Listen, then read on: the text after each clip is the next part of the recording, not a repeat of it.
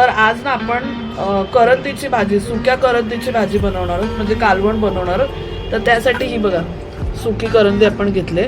ही अगदी कडकडीत गरम पाण्यात आपण भिजवून ठेवलेली अर्ध्या तासासाठी.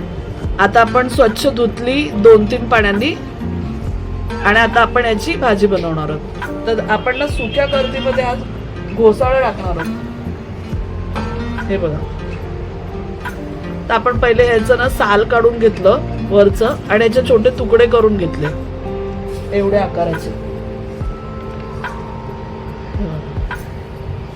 तर आता आपण रेसिपीला सुरुवात करूया.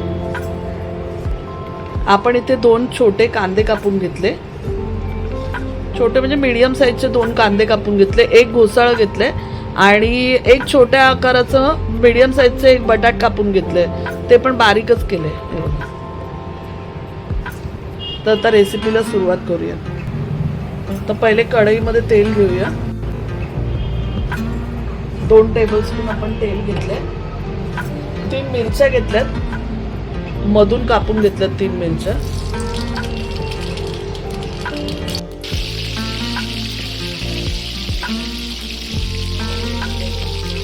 आता आपण कांदा टाकून घेऊया.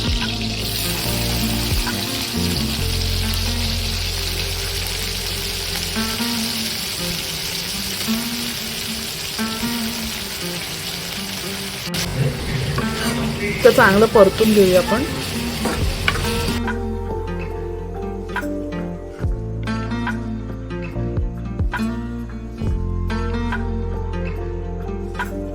कांदा गुलाबी रंगावर फ्राय झाला ना की आपण त्याच्यामध्ये बटाट जे कापले ते टाकून घेऊया.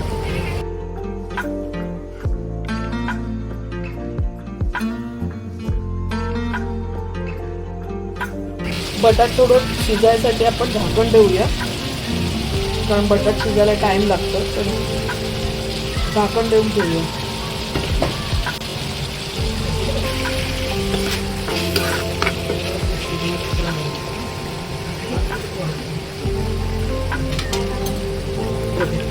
आता 5 मिनिटं आपण वाफ दिली.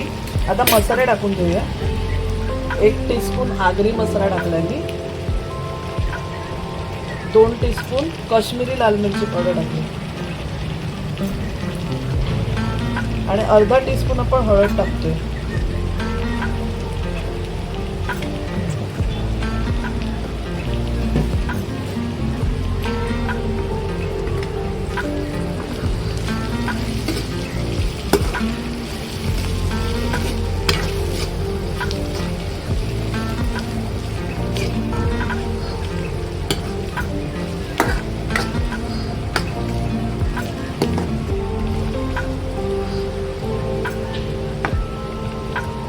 आता आपण घोसाळं टाकून घेऊया.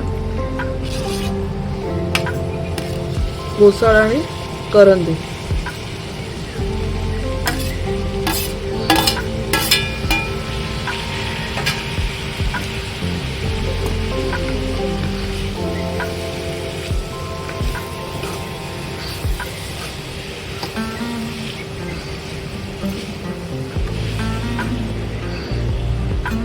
थोडंसं मीठ टाकूया, अर्धा टीस्पून. मीठ आपण अजून टाकलं नव्हतं, तर आता अर्धा टीस्पून टाकूया, जास्त नाही. कारण सुकी मच्छीमध्ये मीठ असतं, तर कमी सांभाळूनच टाकायचं आपल्याला. अर्धा टीस्पूनपेक्षा पण कमीच टाकलं आपण.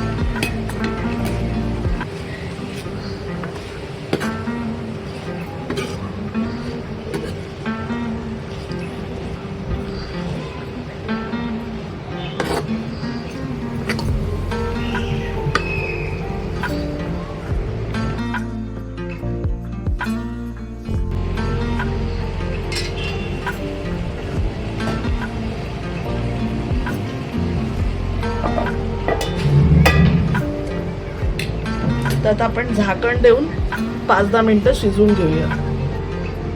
आपण इथे एवढा चिंचेचा गोळा घेतलाय. तो पाणी जे टाकले ना त्याच्यामध्ये ओळून घेऊया. तर 10 मिनिटं झालेली आहेत आपली. आपण बघूया बटाट शिजलाय का. हां, बटाट शिजलेला आहे.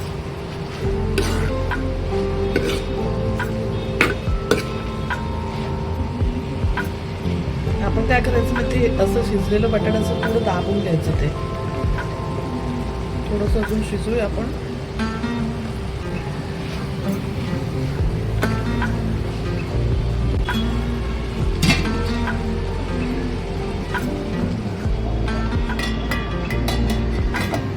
अजून 5 मिनिटं आपण शिजवूया. आता आपलं बटाट पण शिजलंय, हे बघा. एक बटाट चेक करूया आपण. हे बघा, बटाट शिजलेलं आहे आणि घोसाळं पण शिजलंय. तर आता ना आपण जो कोळ बनवलेला होता तो टाकूया.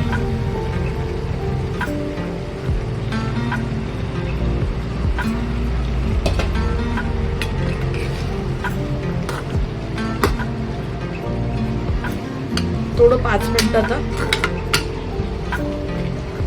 किती आपल्याला ग्रेव्ही हवी आहे ते बघून करूया. थोडीशी पाणी टाकून घेऊया.